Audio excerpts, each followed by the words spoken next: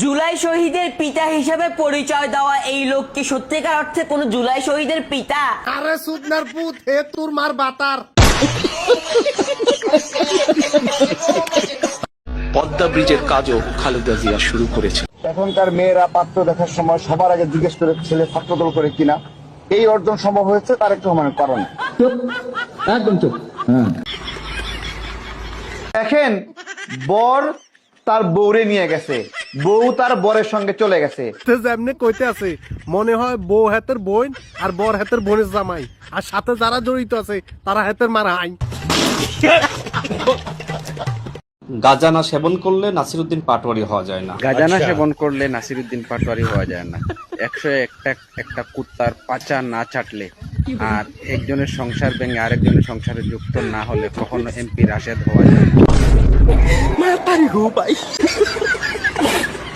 তার বক্তব্যটা শুন। আমি যদি রিক্সা চালাইতে হয়, আমার যদি রাস্তার পাশে দোকান দিতে হয়, যদি প্রয়োজন হয় তাও করব, কিন্তু কখনো আমি দুর্নীতি চাঁদাবাজি সন্ত্রাসীর সাথে জড়িত হব না। এটা আমার মানুষের কাছে কমিটমেন্ট। আপনাদেরকে আমরা বিরিয়ানি খাওয়াবো। এনসিপিতে যেতে হবে কেন? এনসিপিতে যাওয়ার চেয়ে তো নিজের একটা পার্টি করলে তো সেই পার্টিটা বেশি আগাবে। এনসিপি ছেলেপেলেরা কি এমন পলিটিক্যাল ব্যাকগ্রাউন্ড, তারা সব মাদ্রাসা ওরিয়েন্টেড এবং সব শিবিরের ম্যাক্সিমাম অংশ গুপ্ত। তারা বিভিন্ন প্ল্যাটফর্মে তারা থাকে, গুপ্তভাবে আওয়ামী লীগে ছিল।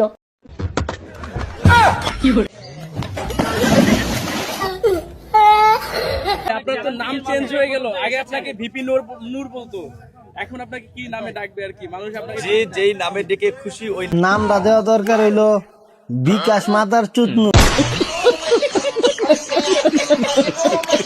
দেলোয়ার হোসেন সাইদি রাজাকারকে রে আমতারিকে বাঙ্গির পুত, তুই তোর মারে আজকে জিজ্ঞেস তুই এক বাপের জন্ম কিনা। হোমন্ত্রীর পুত্রী আইছ সাইদি সাহেবের রাজাকার বানাতি।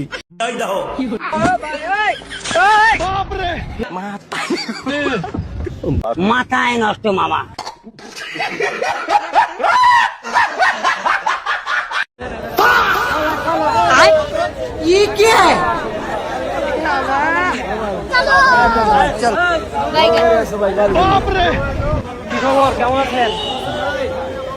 এ বাংলাদেশে বহু হাবিলকে আজ আমরা দেখতে পাচ্ছি। হাবিল হয়তো নেই কিন্তু তার প্রেতাত্মা আছে, কাবিল হয়তো নেই কিন্তু কাবিলের প্রেতাত্মা আছে। আমি নাম ধরেই বলছি, কাবিলের প্রেতাত্মা বাংলাদেশে ঝিনাইদহ রাশেদ খান নামে একটা লোক আছে না, এটা কাবিলের প্রেতাত্মা। কাবিলের সাথে ওর জীবনের মিল আছে। যে যাই করুক না কেন একটা গোষ্ঠীর ওপরে দোষটা চাপিয়ে নিজেকে ভালো সাজায়, এটা কাবিলের গুণ। আপনি দেখেন সারা বাংলাদেশে যেখানে যা হবে এই লোকটা সর্বপ্রথম মুখ খোলে যে একটা দলের ওপরে দোষটা চাপিয়ে দাও। বিএনপি হচ্ছে জন্মগতভাবে একটা মুনাফিকের দল। এই মুনাফিকের দল বারবার মুনাফিকি করে ক্ষমতায় আসে, কিন্তু তারা যে কথা দেয় সে কথা তারা রাখে না। কথা সত্য। বাংলাদেশের এই ছাত্র অধিকার পরিষদ এই সংগঠনের প্রথম চুরির দায়ে অভিযুক্ত হয় নুরুল হক নূর। বলেন কি? পুরা সংগঠন জানে। সত্যি বলছো? আশিকুর আমাদের সহযোগী, তার জন্য 2 লাখ সামথিং টাকা দিছিল। সেই টাকা প্যাকেটে মুড়ায় নুরুল হক নূরের হাতে দিছিলাম, তাকে বিশ্বাস করে। আমার হোক আমার আছে যে সে আমাদের মধ্যে মনে হয় সবচেয়ে সৎ মানুষ। তাই আশিকুর রহমান তার সেই 2 লাখ টাকা পরের দিন এসে বলতেছে, আমি তো টাকাটা হারাই ফেলছি। কাজটা ঠিক হয়নি, আমার মাফ করে দেন হুজুর, আমার ভুল হয়ে গেছে। প্রথম অর্থ চুরির অভিযোগে অভিযুক্ত। তার টাকা হারাই ফেলছে, কিন্তু 2 দিন পর মানিব্যাগটা একটু মোটা দেখা যাচ্ছে আগের চেয়ে। বুঝতে পারছেন মানিব্যাগ মোটা কেন দেখা যায়? বুঝছেন? হ্যাঁ, টাকা নাকি হারাই ফেলছে। নতুন শার্ট পরে আসে, এ আসলে এর 500 টাকা দেয়, ও আসলে ওরে 500 টাকা দেয়, 1000 টাকা দেয়। মনে হচ্ছে সে টাকার গাছ লাগাইছে, সেখান থেকে গাছের টাকা পেরে সে দিচ্ছে। তখন আমরা বুঝতে পারলাম যে 2 লাখ টাকা আসলে কই গেছে। তখন আমরা তাকে ধরেছিলাম। আমার ভুল হয়েছে, ক্ষমা করে দেন। সরিয়া আইনের মুখে থু দেই।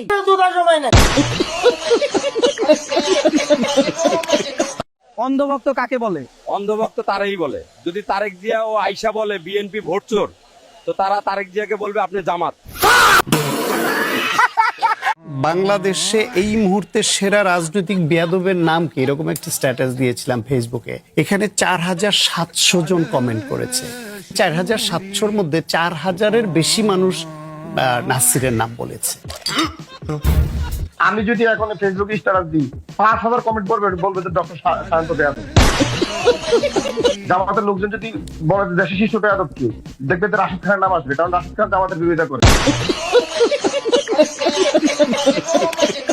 তো এইটা মানে আমি বলতে চাই যে বিএনপির মতো ভণ্ড দল মানে আসলে বাংলাদেশে আর নাই, এবং আসবেও কিনা আমার সন্দেহ। নন স্পোর্ট বলছি, তারেক রহমান, সালাউদ্দিন আহমেদের মতো এরকম ভণ্ড নেতৃত্বের বাংলাদেশে যে আমরা আসলে এখন প্রবেশ করলাম, এখন সে অধ্যাদেশটা তো বাতিল করার কোনো রিজন নাই। এবং সে যেগুলো তাদের ফেভারে আছে, যেগুলোতে সে আসলে আওয়ামী লীগের কায়দায় আসলে পাওয়ার স্ট্রাকচারটা এনজয় করতে পারে, যেরকম হচ্ছে স্থানীয় সরকারের যে অধ্যাদেশটা ছিল, এটা তো একটা জরুরি অবস্থায় করা অধ্যাদেশ, সেটাকে তারা আইনে পরিণত করে সেটা এই যে তারা সব জায়গায় যেভাবে নিজেদের লোকজন বসাইছে সেটা তারা করছে। বাংলাদেশের মেধা তৈরি করতে গেলে টোটাল কোচিং সেন্টার তুলে দিতে হবে। এই কোচিং সেন্টার স্বাধীনতা বিরোধী তৈরি করছে। এই কোচিং সেন্টার একটা স্কুলের বাচ্চাকে যে মোটিভেট করছে করে তাদের এই অভাবের দুর্বলতার সুযোগ নিচ্ছে, কোথাও মেধাকে আরো বিকশিত করব কোচিং সেন্টারের নাম দিয়ে নিয়ে আসছে, নিয়ে এসে তারা করতেছে কি, এখানে এসে তখন পরবর্তী পর্যায়ে দেখা যায় ওই সমস্ত প্রতিষ্ঠান শিশু বয়সে শিবিরের।